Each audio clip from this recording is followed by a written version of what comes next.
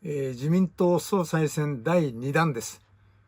前回は石破茂さんを取り上げましたけれども、今回は河野太郎さんを取り上げたいと思います。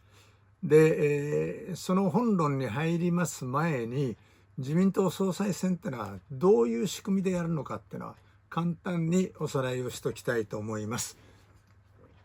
これはですね NHK の資料なんですけれども、まず立候補するために20人推薦人がいるんですね。だから20人の推薦人ってのは、私も経験ありますけど、かなり難しいです、集めるのは。もう今回のようにたくさん候補者いると、私の推薦になってくれ、僕のとこ来てくれっていうんで、もう何人からも来て、慎重に選ばないと、自分が推薦になった人が総理総裁にならなきゃ、大臣になれないっていうか、冷遇されるわけですから、逆に自分が推薦した人が首相になるとですね、もう大臣にしてもらったりとか、要職に就くってことあるんで、やっぱみんな国会議員は慎重に考える。そうすると20人っていうのは簡単なようにありますけど、難しいってことをまず申し上げます。さあ、そして集まって手を挙げましたと。石破さんも挙げた、小林さんも挙げた、河野さんも挙げた。そうするとですね、全体は国会議員は1人1票で367票なんですね。で、党員110万人以上いますけど、それも同じ367と。合計734票。で、これをですね、投票して開きますと。そしたらですね、一遍で過半数取る候補がいればいいんですけど、今回みたいにいっぱい立つときは、ほぼ無理で、毎回のように決選投票になる。今回はほぼ間違いなく決選投票だろうと思います。じゃあ、決選投票の仕組みはどうかというと、上の2人でやるんですね、決選を。ただその時、国会議員の367票っていうのは変わりませんが、これは47都道府県の票は47票しかないんですよ。そして414票。で、これを合計して414票の過半数を取った人が総裁になると。つまり首相になると。だから石破さんというのは非常に人気があって、この段階で石破さんが勝ったけども、いざ決選投票で安倍さんに負けちゃうと。こういうことが起こるわけですから、今回もポイントはですね、決選投票の合唱連行がどうなるかということなんで、そこの読みが難しいし、これは手を挙げる方もそこまで考えてやらないと、もう最初俺トップだって言ったってひっくり返されるということがあると思います。で、このことを念頭に置いてですね、さあ、河野太郎さん。この方は非常に目立つし、アメリカで勉強して英語も上手だしですね、いろ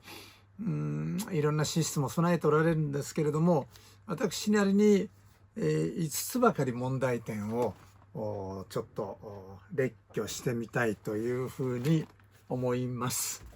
で、河野さんは2009年 9月にですね、党の総裁選にも挑戦したことあるんですね。で、今61歳。で、1996年10月に衆議院の神奈川15区から初当選して、ずっともう当選9回もやってる。だから当選回数もちゃんとある。それから2015年10月に安倍改造内閣、第3次安倍改造内閣で国家公安委員長として初入閣します。それから2017年8月には外務大臣になる。2019年9月には防衛大臣になるということで、今度菅さんの内閣になって2020年9月は、行政規制改革担当大臣になると。そういうもうトントン拍子で出世。だから閣僚経験とかね、もう政治経験はこれはもう問題ないですね。それからお父さん河野洋平さんだし、またお父さんおじいちゃん河野一郎さんしも政治家歴代のファミリーサラブレッドなんですね。ただ問題は私はこの人を変人だといつも呼んでて、それはも私が国会議員になって顔を合わせた時、自民党の会合に出ていろんな議論をやる時、変わったやつがいるなって、お父さん私よく知ってますから、お父さんも自民党の中で非常にハト派なんですね。で、自民党総裁やりながら総理大臣になれなかったっていう、悲劇の方が河野洋平さんで、非常にいい方です。その息子さんなんですけども、俺お父さんは非常に常識人だけど太郎くんってのはこれはちょっと変人だなっていう、そんな感じがしてたんですね。でそれなぜかっていうと、もう一番目に書いたんですけど、最初から原発反対なんですよ。でこれ例のですね、東北の大震災、2011年3月11日 3.11 東日本大震災、あれ以降みんな原発やめようっていうの増えたんですけど、あの前からこの人は脱原発を言ってたんですよ。それで自民党の会合の中で「おお原発ダメだ」って堂々と言うんですよ。こいつ変わってるなってのは、みんな周りがですね「何言うかお前共産党か」とか言って叩くんで「お前それでも自民党か」ってみんなやじ飛ばすんですよ。勇気あるし思い切ったことを言うなこいつはって、だからちょっと変わってるなって感じがしてました。ところが今はですね、これも修正、その電力事情が厳しいから修正で、リプレイスなんて英語使ってますけど、建て替えをするっていうのは、何言ってるかよくわかんないですけど、もう脱原発やめちゃった。そうするとこの変人並みに自民党の中で原発反対って言っときながら、もう総裁選になるともうやめたみたいに言うのはちょっと節操ないんじゃないかって、そういう批判もあるんですね。だからそこを批判もある。でよく現実主義に戻ったっていう評価もある。難しいところです。2番目の問題なんです。デジタル化担当大臣をやりましたね。でデジタル化担当大臣なんだけど、日本のデジタル化はもう非常に遅れてると思います。私韓国に行っても中国に行っても完全に負けたっていうふうに思ってます。ただですね、一番いい例がこのマイナンバーカードなんですよ。これ皆さん重宝してますか？私全然重宝してないです。もう使い勝手が悪い。でなんで今までの健康保険証じゃダメなの？これで簡単にいけるのに、それ使ってもうめんどくさい手続きやる。で小さなクリニック行くと、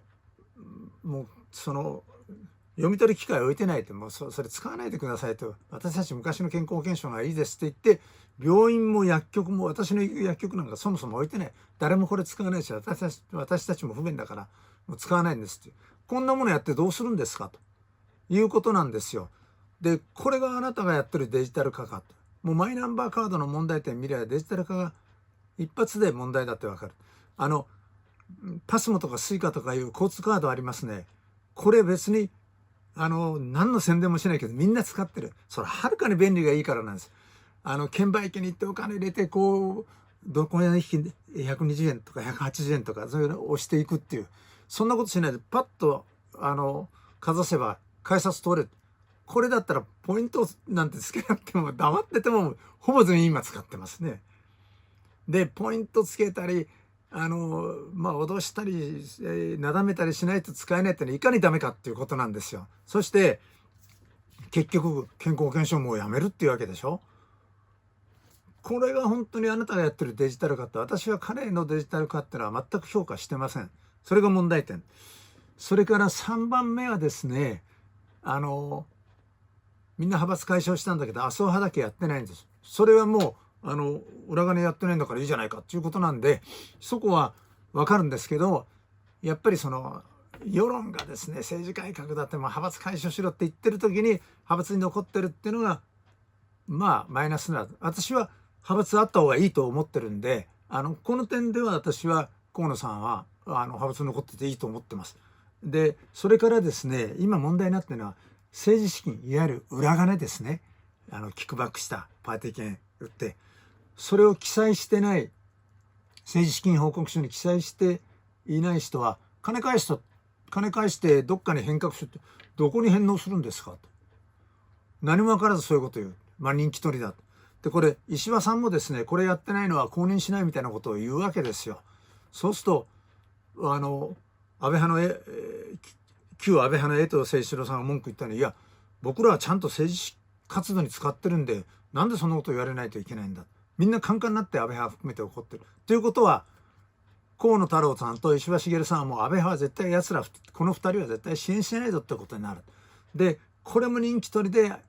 空弾みでいったなっていうような感じがします。それからもう一つなんですけども、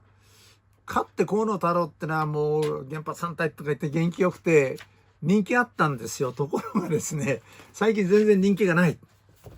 で、これは日経新聞がまとめてあったのをお借りしてきたんですけれども、